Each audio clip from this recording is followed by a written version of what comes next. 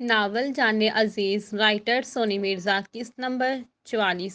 Door bell बजी और शहनाज बेगम kitchen से अपने हाथ साफ करती हुई दरवाज़ा खोल गई। दहलीज पर अरियाल मौजूद था, जिसे देखते ही उनके चेहरे पर मुस्कुराहट उभरी। अरियाल बेटा, तुम कैसे हो? आओ अंदर आओ, इन्होंने उसके सर पर प्यार देते हुए कहा। मैं ठीक हूँ आंटी, आप कैसी हैं? वो उनके पीछे पीछे चल रहा था।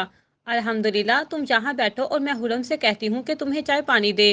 कुछ खा पी कर तुम रेस्ट करो।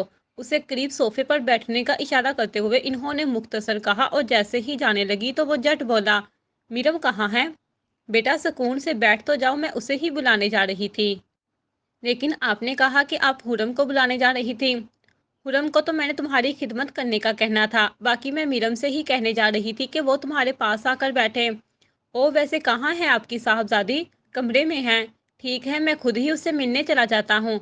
अपनी सुनाकर वो कदम उसके कमरे की तरफ बढ़ा गया था। शहनाज बेगम हुरम को आवाज़ें कसती हुई किचन की तरफ बढ़ गई। सहल आज फिर से खुद को ताज़ा ठंडी हवा लगवाने पार्क आई थी।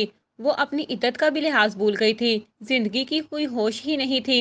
अपनी जूतियां करीब ही उतारकर वो घास पर नंगे पांव चल रही थी, जब अचानक उसका सर इतनी जोर से चकराया कि वो घास पर गिरने ही वाली थी, मगर तभी किसी के मजबूत हाथों ने भाग कर उसे सहारा दिया। वो गनूदगी में उसके बाजुओं में गिर गई। उसके बाल खुले होने की वजह से उसके चेहरे पर अनकीले थे, जिससे उसका पूरा चेहरा छुप गया। उसने अचानक अपने हाथों की उंगलियों से उसके रुख को जुल्फों की कैद से आज़ाद किया, तो उसका सफ़ेद खूबसूरत चेहरा देखते ही उसका दिल धक धक रह गया था। सहल ने आहिस्ता आहिस्ता अपनी आंखें खोलने की कोशिश की, और जैसे ही देखा कि वो किसी के बाजुओं में है तो उसके होश उड़ गए थे। एडम अपनी गड़े आंखों के साथ मोहब्बत से उसका दीदार करता दिखाई दिया। कुछ पल रुक कर उसने भी वो गौर उसे देखा और फिर यकदम खुद को खड़ा कर दिया। वो शर्म से अपनी नज़रें चुराने की कोशिश कर रही थी। आई एम सॉरी, आप गिरने वाली थी तो मुझे आपको सहारा देना पड़ा। Are you okay? एक हाई रैंक अफसर होकर भी उसके लफ्ज़ सहल के सामने डगमगा रहे थे। उसने जर्मनी ज़ुबान इस्तेमाल की थी और रोबरू भी उसी ज़ुबान में बोलने लगी। जज जी। उसने अपने एक तरफ के बालों को कान के पीछे करके निगाहें झुकाईं। बाय द वे, आप तो इस दिन ब्लैक फॉरेस्ट में थी, फिर यहाँ बर्लिन। हम यहीं रहते हैं। वाओ, मैं भी यहीं रहता हूँ। रोज़ सुबह इस पार्क में जॉगिंग करता हूँ। अच्छा, आपने मुझे गिरने नहीं दिया, इसलिए थैंक यू सो मच। लेकिन अब मुझे घर जाना चाहिए। अब उसने नैन उठाकर उसके पूरे वजूद पर नजर डाली, तो वो स्याह ट्रैक सूट में मलबूस काफ़ी अच्छा दिख रहा था, जबकि उसने खुद सफ़ेद रंग रंग शर्ट के साथ जीन्स पहन रखी थी और गले में मफलर लिपटा था।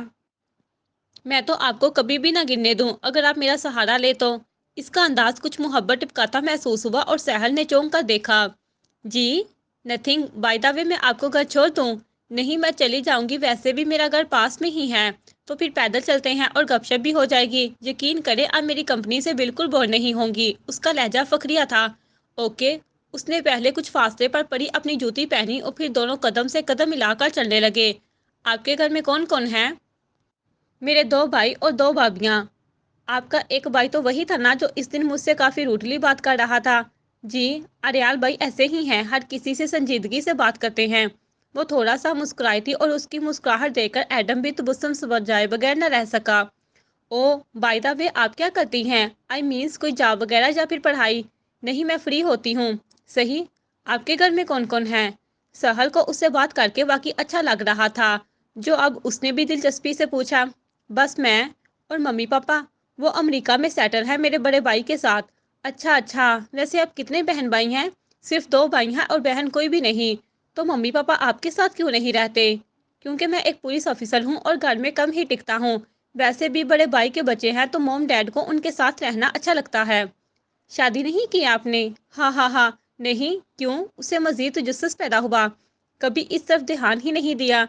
बस हमेशा अपने कैरियर का सोचा, और जब कैरियर बन गया तो फिर बस काम पर फोकस किया। अच्छा। बाय द वे, आपके किसी रिश्तेदार की डेथ हुई थी वहाँ फास्ट में? कौन था वो? मेरे हस्बैंड थे। उसके अल्फाज भीगे और एडम को जोरदार झटका लगा। वो वही कदम जमा गया था। क्या? हस्बैंड? जी, कुछ माह पहले ही हमारी शादी हुई थी और अब वो मुझे छोड़कर चले गए। उसके नैनों से पानी बहा मुकाबल अभी तक साकत था। बहुत ख्याल रखते थे वो मेरा। अब कहीं भी दिल नहीं लगता, बस इसीलिए यहाँ आ जाती हूँ। उसने मजीद कहा तो एडम ने अपने घर को खींचा। वैसे आप मुसलमान हैं? नहीं, क्रिश्चियन हूँ। और आप? वो मुश्किल बोला। मुसलमान हूँ अल्हम्दुलिल्लाह। اس نے گردن اٹھائی اور آنسو پونچھے۔ روبرو کو پھر سے کرنٹ لگا تھا۔ اس کا منہ تھوڑا کھل چکا تھا۔ کیا ہوا؟ آپ اتنے شاکڈ کیوں لگ رہے ہیں؟ وہ بب ایسے ہی کہ کہاں ہے آپ کا گھر؟ وہ سامنے لیفٹ سائڈ والا۔ اس نے اشارہ کیا اور وہ اپنے قدم تیز تیز اس کے گھر کی طرف چلانے لگا۔ سحر سمجھ نہیں پائی تھی کہ اسے کیا ہوا اور خود بھی اس کے پیچھے چل دی۔ وہ اس کے گھر کے مرکزی دروازے پر جا کر کھڑا ہوا تھا۔ اوکے آپ جائیں اندر، میں بھی چلتا ہوں، سی یو۔ وہ اتنی تیز تیز بول کر چل دیا گویا جان چھڑائی ہو۔ سہل کے ماتھے پر شکنیں نمودار ہوئیں اور اس نے کافی دور تک اسے وہی کھڑے ہوئے جاتے دیکھا تھا، پھر دروازہ کھول کر اندر چلی گئی۔ اریال نے دروازے کا ہینڈل گھما کر اندر قدم رکھا تو میرم کہیں بھی نہیں تھی۔ دبے پاؤں چلتا ہوا وہ ادھر سے ادھر ٹٹولنے لگا۔ جیسے ہی وہ باتھ روم کے قریب سے گزرا تو شاور چلنے کی آواز آئی۔ وہ سمجھ گیا تھا کہ وہ نہا رہی ہے۔ اس نے باتھ روم کے دروازے کا ہینڈل مروڑا مگر وہ اندر سے لاک تھا۔ ہینڈل گھومنے پر شاور کے نیچے کھڑی میرم نے یکدم تیوری چڑھا کر دیکھا تھا۔ کون ہے باہر؟ امی آپ ہو کیا؟ اس نے اندر سے صدا لگائی تو وہ دھیرے سے مسکراتا ہوا خاموشی سے بیڈ پر جا بیٹھا۔ جب اسے کوئی جواب نہ ملا تو پھر سے بولی، خرم تم ہو؟ اریال کے چہرے کی مسکراہٹ مزید گہری ہوئی اور اس نے سائڈ ٹیبل پر پڑا ہوا ناول اٹھایا جسے وہ شاید نہانے سے پہلے ادھورا چھوڑ کر گئی تھی۔ ایک پیج فولڈ تھا اور وہ جان گیا تھا کہ اس نے کی کہانی کو یہیں تک پڑھا ہے۔ جب کور پیج پر نظر ڈالی تو یہ گرج ناول تھا۔ میرم کو پھر سے کوئی جواب نہ ملا تو چپ چاپ اپنا سر جھٹک کر اپنے بالوں میں شیمپو لگانے لگی۔ کچھ دیر وہ خاموشی سے اس کے ناول کا معائنہ کرتا رہا، پھر لاک کھلنے کی آواز پر فوراً اس کے ناول کو واپس اسی جگہ پر رکھ کر بیڈ کی ٹوک کے ساتھ ٹیک لگائے اپنے ہاتھوں کی دونوں انگلیاں ملاتے ہوئے بڑے ٹھار سے بیٹھ گیا۔ اس کی نظریں باتھ روم کی طرف ہی تھی جب میرم نارنجی رنگ کے شلوار قمیص میں اپنے بالوں کو کمر پر گرائے باہر نکلی۔ وہ اسے دیکھتا ہی رہ گیا تھا۔ میرم نظریں جھکائے چل رہی تھی اور جب آریال کو اپنے سامنے دیکھا تو اسے ایسے لگا جیسے اس کی دھڑکنیں ایک پل کے لیے تھم سی گئی ہوں۔ وہ بنا پلکے جھپکائے اسے دیکھتی ہی جا رہی تھی۔ وہ اٹھ کر روبرو کھڑا ہوا اور اس کے ہاتھوں کو اپنے ہاتھوں میں بڑھا تو وہ کافی دیر تک ہاتھوں کی طرف ہی دیکھتی رہی۔ اریال نے اس کی گردن پر پھیلے بالوں کو اپنے ہاتھ سے پیچھے کیا اور جیسے ہی اس کی سفید مخروطی گردن کی طرف جھکا تو وہ فوراً پیچھے ہو گئی۔ اس کے دور ہونے پر مقابل کی پیشانی پر رگ ابری تھی۔ کیسی ہو میری جان؟ ناراض ہو مجھ سے؟ گوشہ انداز شائستانہ تھا۔ ہاتھ بھی مت لگائے مجھے اور آئندہ جان مت کہیے گا۔ اس کی آنکھوں سمیت لہجے میں محسوس کی جانے والی ناراضگی درائی تھی۔ ہاں تو کیا، میں تو اور بھی بہت کچھ کروں گا۔ اس نے اس کی کمر میں ہاتھ ڈال کر پھر سے اپنی طرف کھینچتے ہوئے کہا۔ میرم دوبارہ سے اسے پیچھے دھکیل گئی تھی۔ نہیں اریال، اس بار نہیں، اس بار آپ کی نہیں چلے گی۔ آپ نے مجھے بہت تڑپایا ہے، بہت اذیت دی ہے، اب اتنی آسانی سے آپ مجھے منا نہیں سکتے۔ تو پھر کیا چاہتی ہو؟ اریال نے اپنے سینے پر بازو باندھے۔ احساس دلانا چاہتی ہوں اس تکلیف کا جو میں نے سہی۔ آپ کو اتنے کالز اور میسیجز کیے لیکن ہر جگہ سے مجھے بلاک کر دیا۔ جب میں نے اپنی پریگنینسی کا بتایا تو پھر بھی فوراً نہیں آئے بلکہ اپنی مرضی سے آئے، اس لیے اب نہیں۔ سزا دینا چاہتی ہو؟ ہاں، جیسے ہر بار آپ مجھے سزا دیتے ہیں ویسے اس بار میں آپ کو سزا دوں گی۔ میرم نے چہرہ اوپر اٹھایا۔ کیسی سزا؟ وہ ابھی بھی مسکرا رہا تھا گویا اسے میرم کی سزا کا کوئی خوف نہ ہو۔ اب جب تک ہمارا بیبی نہیں ہو جاتا تب تک آپ مجھ سے دور رہیں گے۔ آپ جرمنی واپس چلے جائیں، میں آپ کے ساتھ نہیں جاؤں گی۔ کوئی پرابلم نہیں، خوشی سے نہیں جاؤ گی تو زبردستی اٹھا کر لے جاؤں گا۔ اب آپ میرے ساتھ زبردستی نہیں کر سکتے۔ کیوں؟ کیونکہ اب اگر آپ نے میرے ساتھ زبردستی کرنے کی کوشش کی تو میں خود کو نقصان پہنچاؤں گی، اور میرا خود کو نقصان پہنچانا صرف میری ذات کو نقصان پہنچانا نہیں ہوگا بلکہ میرے ساتھ ساتھ آپ کے بچے کو بھی نقصان پہنچے گا۔ میرے بچے کو مطلب تمہارا کچھ نہیں لگتا؟ وہ ہڑبڑایا۔ لگتا ہو یا نہ لگتا ہو لیکن اب آپ جا سکتے ہیں یہاں سے۔ پریگننٹ ہو گئی ہو اس لیے زیادہ نخرے دکھا رہی ہو نا؟ میں چاہے کچھ بھی کروں، آپ کا اس سے کوئی لینا دینا نہیں ہونا چاہیے۔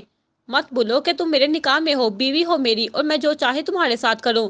بیوی ہوں، غلام نہیں ہوں۔ جب دل کیا اپنے قریب کر لیا اور جب دل کیا اٹھا کر دور پھینک دیا، اس لیے اب وہ ہوگا جو میرا دل چاہے گا۔ نیور، تمہیں یہاں چھوڑ کر چلا جاؤں سوال ہی پیدا نہیں ہوتا۔ میں کیوں جاؤں آپ کے ساتھ؟ آپ میرے لیے نہیں آئے، اپنے بچے کے لیے آئے ہیں، ورنہ میرے لیے سوچا ہوتا تو مجھے یہاں بیچتے ہی نہیں، اور بیچنا تو دور کی بات ہے بلکہ آپ تو مجھے مارنے کا سوچتے تک نہیں۔ لیکن آپ کا جو دل چاہا آپ نے وہ کیا۔ آپ کے لیے صرف آپ کی ذات مانی رکھتی ہے، میری فیلنگز اور میرے جذبے کچھ بھی نہیں ہیں آپ کے آگے۔ اس کے اتنے تلخ بولنے پر وہ تعجب سے اسے گھور گیا۔ اور اب بھی اگر میں پریگننٹ نہیں ہوتی تو آپ مجھے کبھی بھی لینے نہیں آتے۔ بول ہے تمہاری میرم، میں تمہارے لیے آیا ہوں۔ اس نے محبت سے اس کے رخسار پر اپنی ہتھیلی رکھی۔ جھوٹ، سب جھوٹ۔ वो सख्ती से उसका हाथ झटक गई। आंखें झूठ, निजारा झूठ, यानी जो है सारा झूठ। हमें जो आज फिर कहो अपना, बोलो आज दोबारा झूठ। उसने अपने मन की भड़ास निकाली और शेर कहा तो वो तड़प उठा था। नहीं मीरम, कुछ झूठ नहीं है, मैं सच में तुमसे मोहब्बत करता हूँ। तुम मेरी मोहब्बत को झूठ नहीं कह सकती। उसने उसे बाजुओं से पकड़ा। नहीं है कोई मोहब्बत, और ना कभी थी और ना है। आपने हमेशा झूठ ही कहा है। झूठे हैं आप, आपको मोहब्बत का मतलब ही पता नहीं है। झूठे हैं। फिर से उसके हाथों को गिराती हुई वो चीखी। अरियाल, जो अभी एक लम्हे पहले ही तड़प रहा था, अब गुस्से से उसका चेहरा लाल होने लगा। तुम मेरे प्यार और मेरे जज्बात को झूठ कैसे कह सकती हो? तुम्हें क्या लगता है कि तुमसे दूर रहकर मैं खुद सुकून में था? नो, तुम्हारे बगैर एक रात भी सुकून से सो नहीं सका मैं। रही सही कसर तुमने अपनी तस्वीरें बेचकर पूरी कर दी। इस वक्त जब तुमने अपनी तस्वीर मुझे भेजी थी, मुझे इस वक्त भी मैं तुम्हारे लिए तड़प रहा था। मगर तुम्हें फिर भी ये लगता है कि तुम्हारे लिए मेरे जज्बात झूठ हैं। और अगर तुम्हारी प्रेगनेंसी का सुनकर मैं फौरन नहीं आया तो इसके पीछे कोई वजह थी। टिकट्स करवाई थी मैंने आने के लिए, मगर सहल किडनैप हो गई। बहन को दुश्मनों के हाथों में छोड़कर मैं तुम्हारे पास कैसे आ सकता था? फिर मुझे बचाने के चक्कर में डार्लिंग को गोली लगी और अभी वो अस्पताल से डिस्चार्ज भी नहीं हुई है। लेकिन मैं यहाँ तुम्हें लेने आ गया। फिर भी तुम कहती हो कि मेरा प्यार झूठ है। मजाक है, मेरी फीलिंग्स तुम्हें फरेब लगती हैं। फिर से उसके बाजुओं को अपने हाथों में जोर से पीसते हुए वो चलाया था। मीरा मंचमंद हो गई थी। अगर तुम्हें फिर भी सब कुछ झूठ लगता है तो फाइन, जब तक चाहो यहाँ रह सकती हो। लेकिन एक बात याद रखना मीरम, अगर इस बार मैं तुम्हें लिए बगैर चला गया ना, तो ट्रस्ट मी, तुम सारी जिंदगी इस चीज के लिए तरस जाओगे कि मैं तुम्हें फिर से लेने आऊं। और तुम्हें अच्छे से पता है कि मैं जो कहता हूँ वो मैं डेफिनेटली करता हूँ। आगे तुम्हारी मर्जी। इश्तार से उसे खुद की गिरफ्त से आजाद करके वो अपने कदम पटकता हुआ बाहर चला गया। मीरम अपने कंधे से कर तेज तेज सांस लेने लगी थी। जमील डार्लिंग को लेकर घर में इंटर हुआ और उसे सहारा देता बेड पर लेटा गया। फिर शाजमा को पुकारता हुआ किचन की तरफ आया। जी छोटे साहब, सहल कहाँ है? सहल बीबी तो पार्क गई थी, बस आती ही। इसने अभी अधूरी बात ही की थी कि सहल लाउंज की तरफ चलती नजर आई। ओए सुन, उसने सदा लगाई और वो अपने कदम वहीं रोक गई। लास्ट टाइम पार्क में तेरे साथ क्या हुआ था भूल गई है, जो आज फिर से मुंह उठाकर चली गई? तुझसे मतलब? उसने भी ठोक कर जवाब दिया। भाई भाभी को लेने पाकिस्तान गए हैं तो तेरी भी सारी जिम्मेदारी मेरे सर पर है। इससे लिए ज्यादा बदतमीजी करने की कोशिश ना करना। जो पूछा है बस उसका जवाब दे। मेरा जब जब जहाँ जहाँ चाहे दिल लगेगा मैं जाऊंगी। सोचना भी मत कि मैं तुझे कुछ भी एक्सप्लेन करूंगी। तुझे तमीज नहीं है? भाई हूँ तेरा, और जब भाई कुछ बोलते हैं तो बताना पड़ता है। जब तुझे पता है कि मैं कितनी बदतमीज हूँ तो क्यों मेरे मुंह लगता है? वो झुंझला उठी थी। तू ना जुबान बंद कर ले अपनी, नहीं तो एक दूंगा कान के नीचे। साथ ही उसने मारने के लिए हाथ भी बुलंद किया। बेटा हाथ तो लगा कर दिखा, तोड़ कर रख दूंगी। अब तो मेरे हाथ नहीं तोड़ सकती, अब मैं कराटे मास्टर हूँ। जमील ने गुरूर से अपना कॉलर सीधा किया। हना, ये मुंह और मसूर की दाल, वो मजाका खेज लहजे में बोली तो जमील को तो मिर्ची लग गई थी। अगर शराफत चाहती है ना, और चाहती है कि मैं तुझे ना मारूं, तो चुपचाप निकल यहाँ से। नहीं निकल रही, मार मुझे, लगा हाथ। सहल करीब करीब होने लगी और जमील अपने दांत पीसता हुआ चला गया। हना आया बड़ा मुझे मारेगा। बड़े अंदाज से उसने अपना सर झटका और अपने कमरे का रुख कर गई। आज काफी दिनों बाद वो पहले की तरह कुछ नॉर्मल लग रही थी। शायद एडम से बात करने का कमाल था, या फिर भूलने की कोशिश। बेटा और भी लो ना। शहनाज बेगम ने लाउंज में मौजूद सोफों के सामने पड़े हुए टेबल पर से खाने की प्लेट उठाकर करीब बैठे अरियाल के सामने करते हुए कहा। नहीं नहीं आंटी, काफी है, और साथ में हाथ भी बुलंद कर गया था।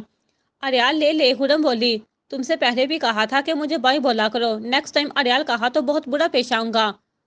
खड़े अंदाज में तंबिया करते हुए जब उसने लफ्ज परोए तो हुरम समीर शहनाज बेगम भी शशदा रह गई थी। तभी मीरम स्याह रंग की लॉन्ग फ्रॉक पहने अपने बालों को कर्ल करके खूबसूरत सी तैयार हुए उसके पहलू में आ बैठी। उसने मोहब्बत से उसे देखा और फिर खुफगी जाहिर करते हुए फर्श पर निगाह टिका गया। वापसी कब जाना है? मैं तैयार हूँ, वो छुपे लहजे में बोली और अरियाल मुस्काया। ठीक है आंटी, तो फिर हमें इजाजत दें। अपनी शर्ट सीधी करता हुआ वो खड़ा हुआ था। इतनी जल्दी कैसे? आज ही तो आए हो बेटा, शहनाज बेगम सामने हुई। नहीं बस अब हम चलते हैं। लेकिन अरियाल, मेरे ख्याल से आपको थोड़ा रेस्ट करना चाहिए। जर्मनी का काफी लंबा सफर है। मीरम ने हमायत की। तुम कहती हो तो ठीक है, लेकिन कल सुबह सुबह हम लोग जरूर वापस चलेंगे। डार्लिंग को भी तुम्हारी सख्त जरूरत है और सहल को भी। ठीक है। अपनी सुनाकर वो मीरम के कमरे में चला गया था। हुरम ने निगाहों में जलन बढ़कर अपनी बहन को देखा। मीरम ने बर्तन उठाने में शहनाज बेगम की मदद करना शुरू कर दी। जमील ने डार्लिंग को खाना खिलाकर उसके साथ ही अपने वजूद को लिटा दिया था। वो अपनी निगाहें सकेर कर देखने लगी तो इस पर नजर पड़ते ही वो वापस उठ बैठा। आंखें क्यों निकाल रही हो? यार तुम प्लीज सोफे पर जाकर सो जाओ। क्यों? वो जोर लगाकर बोला। क्योंकि अगर रात को गलती से भी तुम मेरे ऊपर चढ़ गए तो मेरा तो कीमा बन जाएगा। वैसे भी अब जख्मी हूं तो तुम्हें खुद से दूर भी नहीं कर पाऊंगी। पहली बात तो ये है कि मैं इतना बेवकूफ़ नहीं हूँ जो तुम्हारे जख्मी होने के बावजूद भी मैं तुम्हारा ख्याल नहीं रखूंगा और बेरेहानी में ही तुम्हारे ऊपर आ जाऊंगा। और दूसरी बात ये कि तुम मुझे खुद से दूर क्यों करना चाहती हो? क्योंकि मेरे बाजू पर गोली लगी है, जख्म बढ़ने तक तुम्हें मुझसे दूर ही रहना होगा। हाँ तो इसकी तुम टेंशन मत लो, मैं यहीं तुम्हारे करीब सोऊंगा। लेकिन तुम। अरे नहीं चाहता मैं तुम्हारे ऊपर, नींद में भी ख्याल होगा मुझे तुम्हारा। उसकी पूरी बात को समझकर वो उसे टोकते हुए बोला। तुम तो ऐसे कह रहे हो जैसे मैं तुम्हें जानती ही नहीं। सारी रात पेट का चक्कर काटते रहते हो। उसने बेतासुर लहजे में कहा। तो अब नहीं काटूंगा ना, एक ही तरफ लगकर सो जाऊंगा, टेंशन मत लो। अच्छा ठीक है, लेकिन अगर तुम गलती से भी मेरे बाजू पर चढ़ी तो आई स्वेयर कि मैं ठीक होते साथ ही तुमसे ऐसे बदलूं लूंगी कि सारी जिंदगी याद करोगे। अच्छा ठीक है, कह दिया ना कि नहीं दर्द करवाता तुम्हारा जख्म, सो जाओ। अपनी सुनाकर वो खुद ही लहाफ ओढ़ कर सो गया। मीरम ने अभी कमरे में कदम रखा ही था कि सोफे पर बैठा आर्याल फौरन खड़े होकर उसे अपने सीने से लगा गया। क्या हो गया है? उसने हैरानगी से गर्दन उठाकर उसे देखा। वो मजीद जोर से उससे अपने साथ चिपका गया। इतने दिन तुमसे दूर रहा हूँ, अब जी पढ़कर गले तो लगाने दो। उसके लफ्जों पर वो मुस्कुराती हुई अपने हाथों की उंगलियों से उसकी शर्ट को जकड़ गई थी। तुमने मुझे मेरी ज़िंदगी की सबसे बड़ी खुशी दी है, मैं बहुत खुश हूँ मीरम। जर्मनी जाएंगे तो तुम्हें अपनी गोद में उठाकर सरसब्ज वादियों के बीच भागूंगा। उसने अपनी दोनों हथेलियां उसके चेहरे के अतराफ रखते हुए कहा। उसके नैनों में चमकते हुए जुगनुओं को देखकर वो अंदाज़ा लगा गई थी कि वो वाकई बहुत खुश है। एक बात बताऊं? 100 बातें बताओ। आपके बगैर एक पल भी चैन नहीं मिला मुझे, सारी रात करवटें बदलती रहती थी। और कल रात तो हद ही हो गई। क्यों, कल रात क्या हुआ? उसे दिलचस्पी हुई। अम्मी ने कल रात हुरम को मेरे साथ सोने का कह दिया था और आधी रात के वक्त मैंने हुरम को ही आप समझ लिया। उसके बाजू को अपने सर के नीचे रखकर सो रही थी और आपका नाम पुकार रही थी। मुझे नींद में लगा कि शायद आप मेरे साथ सो रहे हैं। उसकी पूरी दास्तान सुनाने पर अरयाल उससे अलग होता हुआ जोरदार कहका लगा गया। आप हंस क्यों रहे हैं? अब उसे गुस्सा आया। तुम्हारी हरकतों पर हंस रहा हूँ। हाँ तो आदत बन गई है और नींद में मुझे नहीं पता चला। यार बेचैन तो मैं भी था तुम्हारे बगैर, लेकिन कम से कम मैंने ऐसी कोई फजूल हरकत नहीं की। वो एक बार फिर से हंसा। हाँ तो आपके साथ कोई सोया नहीं होगा ना, इसलिए। एक रात जमीर सोया था मेरे साथ, लेकिन उस रात मैंने नींद की गोलियां ली हुई थी, इसलिए आपके साथ ऐसा नहीं हुआ। वरना अगर मैं भी नींद की गोलियां लेती तो मेरे साथ भी ऐसा ना होता। हाँ तुमने तो ये भी नहीं मानना होता कि तुमने कुछ गलत किया। मैंने गलत किया ही नहीं है, आदत से मजबूर थी और खुद ब खुद हो गया। तो इसका मतलब ये हुआ कि उसने उसकी कमर से पकड़कर उसे फिर से अपने साथ लगाया कि अब मीरम सुल्तान पूरी तरह से अरयाल पाशा की है। बिल्कुल, दोनों ने नजरें मिलाई। वैसे तुम्हें आज मेरी एक बात माननी होगी। कहें? आज रोमांस तुम करोगी? क्या? मैं? उसे झटका लगा। हाँ, ताकि तुम्हें भी पता चले कि कितनी मेहनत लगती है। ऐसे ही बच्चे नहीं हो जाते। उसकी निगाहों में इशारत थी।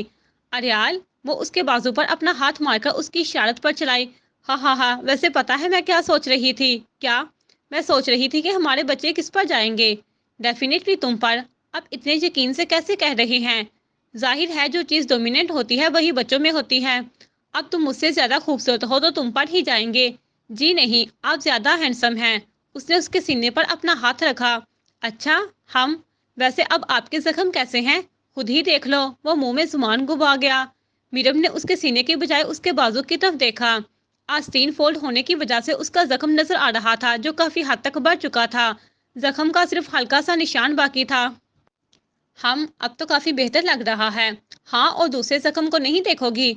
उसके नैनों में उठती शतराना चाल को महसूस करके वो फौरन नफी में गर्दन हिला गई। अरयाल दोबारा हंसा।